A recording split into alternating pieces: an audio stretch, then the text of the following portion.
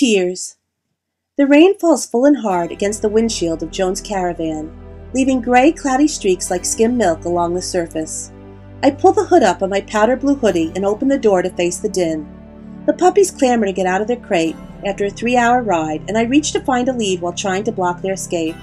I have never considered myself athletic, but if corralling puppies were a sport, I would have an Olympic medal. 1, 2, 3. Catch a pug, block a pug, slip a lead on the first, toss it to Joan. Catch a pug, block a pug, slip a lead on the second, toss it to Joan. Catch a pug, slip a lead on the third, and out we go to the grass to see if they will pee.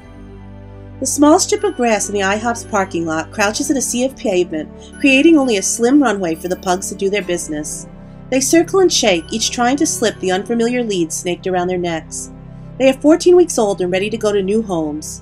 My cell phone rings and I scurry to answer it, pushing Tar Baby off my tote on the front seat of the car. I grab the phone with one hand and block Tar Baby with the other, feeling the tug of the lead wrapped around my wrist as the puppy on the other end, Kensington I think, continues his struggle to be free. "Where are you?" I manage. "We just pulled into the IHOP," Bonnie, our friend from New Jersey, answers. "That's where we are," I say as I glance over my shoulder and catch sight of her blonde hair. She sports a short black coat which she pulls tightly around her to block the rain. Behind her stride two men, her friend Sylvester and the prospective owner, I guess. Joan is screened in by phone, and Bonnie knows him, but we have not met him yet. Bonnie greets me with a quick hug as I push Tar Baby back in the car.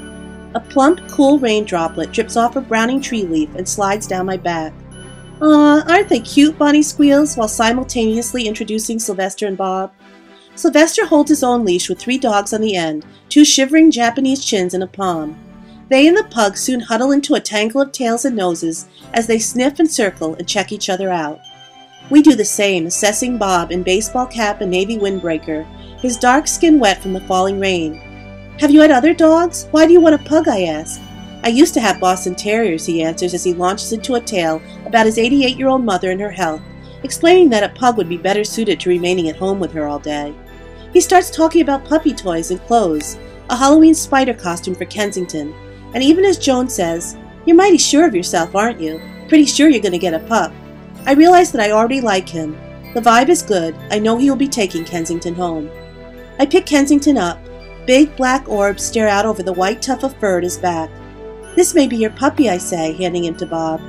Kensington balls up in Bob's large hand, a black blob of puppy love, all head and belly. "Do you have a name picked out?" Joan says. "Don't tell me. Whisper it to her." She nods in my direction.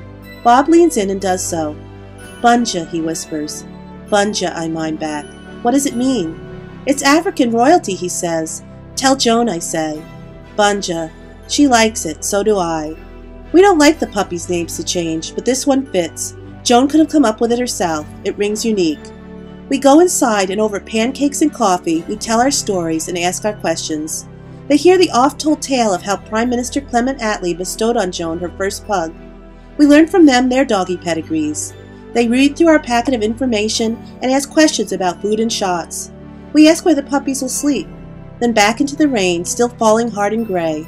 We yearn for light and warmth and a brief reprieve for a proper goodbye to no avail. Another handoff ensues.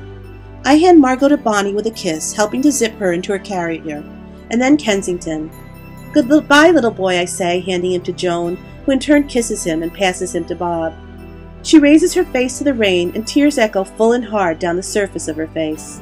I stare wide-eyed like the puppies. I have stood by Joan, seeing scores of pugs off in the time that I have known her, and this is the first time I have ever seen her cry. The world slows down as I watch, wondering, why this pug? Why now? Her face flushes red, 2 rosy splotches in what has become a graying world. I reach out and pat her back. "Joan," I say with a half-smile. "She never cries," I say to Bonnie and the men. "Joan."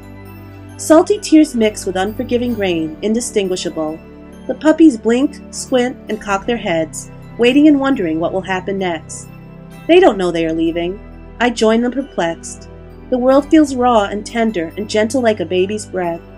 Joan is feisty, strong, often unyielding. Here she melts, offering a piece of her heart as a precious gift. Kensington, now Bunja, blinks away the rain, Joan her tears. Griffles, the puppy's mom, stares out from the crate in the car. Goodbyes are often wet and gray. Who knew that love looks the same?